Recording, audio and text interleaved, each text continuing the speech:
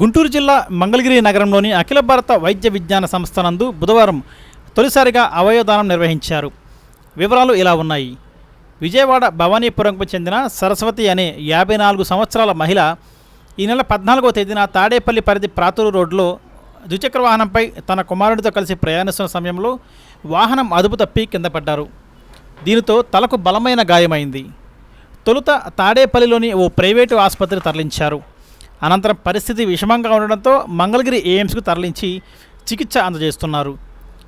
ఈ క్రమంలో సరస్వతికి ఈ నెల 18వ తేదీన బ్రెయిన్ డెడ్గా వైద్యులు ప్రభుత్వ కమిటీ నిర్ధారించింది. సరస్వతి అవయవాలు దానం చేసేందుకు కుటుంబ సభ్యులు ముందుకు రావడంతో కాలేయం కిడ్నీని మణిపాల్ ఆసుపత్రికి, కళ్లను ఎల్వి ప్రసాద్ కంటి ఆసుపత్రికి, మరో కిడ్నీని ఎయిమ్స్లో చికిత్స పొందుతున్న పేషెంట్కు అమర్చారు. ఈ మేరకు బుధవారం ఎయిమ్స్ ఐపీడీ బ్లాక్ వద్ద సరస్వతి భౌతికయానికి ఎయిమ్స్ వైద్యులు సిబ్బంది ఘనంగా నివాళులర్పించారు.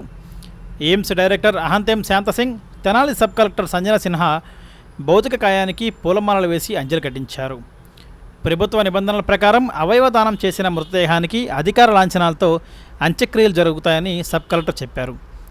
తొలుత ఎయిమ్స్ ప్రాంగణంలో జీవన్ దాన్, ప్రసాద్ ఐ ఇన్స్టిట్యూట్ సర్టిఫికెట్లను అధికారులు ప్రదానం చేశారు. అదే క్రమంలో అవయవదానం చేసిన కుటుంబాలకు ప్రభుత్వం 10,000 ప్రోత్సాహం అందించగా దానిని ఆమె కుమారుడు ఎయిమ్స్ ఆసుపత్రికి వితరణ చేసి రోగుల అవసరాలను వినియోగించాలని కోరాడు. భౌతికాయం తరలించే సందర్భంలో ఆసుపత్రిలో పూలబాటను ఏర్పాటు చేసి ఎయిమ్స్ సిబ్బంది చప్పట్ల నడుమ తరలించారు.